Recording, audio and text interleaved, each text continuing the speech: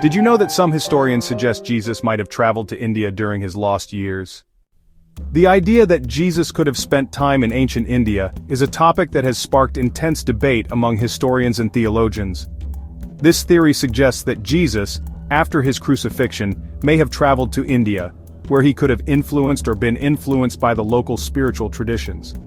At first glance, it might seem far-fetched, but let's explore the context and evidence. Skeptics argue that there's a lack of concrete evidence supporting Jesus' presence in India. Most of what we know about Jesus comes from the New Testament, which makes no mention of a trip to India. So how can we even consider the possibility of Jesus visiting India? The answer lies in understanding the limitations of historical records and the potential for oral traditions to shape the narrative.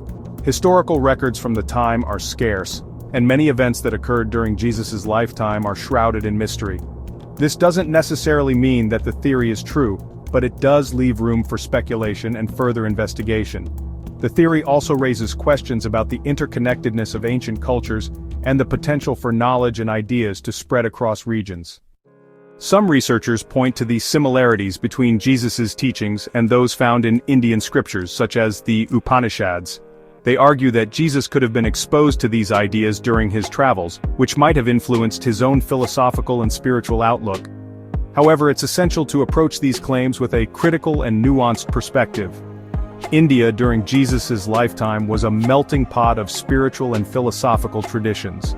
The Buddhist and Hindu schools of thought were flourishing and the region was a hub of cultural exchange. It's possible that Jesus or someone with similar teachings could have been present in India, contributing to or learning from these traditions. One of the most compelling pieces of evidence often cited is the similarity between the teachings of Jesus and those of the Buddhist master Nagarjuna. Both figures emphasize the importance of compassion, nonviolence, and the attainment of spiritual enlightenment. While these parallels are intriguing, they don't necessarily prove a direct connection between Jesus and India. The accounts from texts like The Life of Isa or the Jesus in India hypothesis provide some of the most direct evidence for Jesus' presence in India. These texts describe Jesus' travels to India, where he studied with the wise men of the time and eventually shared his own insights with them. However, the authenticity of these texts is disputed, and they should be viewed with caution. Recapping the key points, we see that the theory of Jesus in ancient India is complex and multifaceted.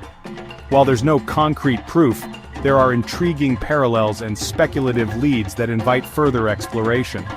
The possibilities are captivating, but it's essential to acknowledge the limitations and uncertainties. What do you think about this theory? Have any thoughts on Jesus' potential connections to India? Let me know in the comments below and suggest other historical figures you'd like to learn about in future videos.